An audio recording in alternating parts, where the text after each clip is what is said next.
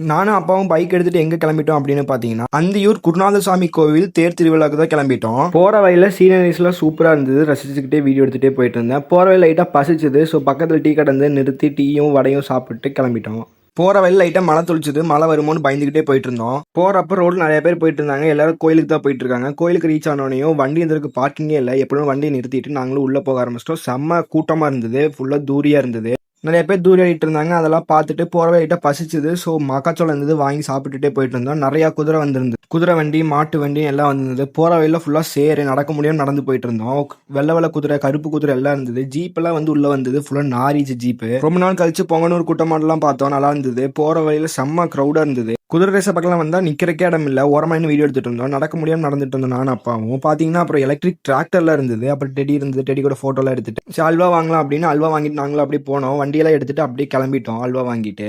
மணி 4 ஆச்சு. லைட்டா பசிக்க ஆரம்பிச்சிருச்சு. பக்கத்துல மெஸ் இருந்தது. அங்க போயிட்டு சிக்கன் குழம்பு, முட்டை, கறி, பிரியாணி எல்லாம் வாங்கி சாப்பிட்டு கிளம்பிட்டோம். நெக்ஸ்ட் வீடியோ மீட் பண்ணலாம். By guys.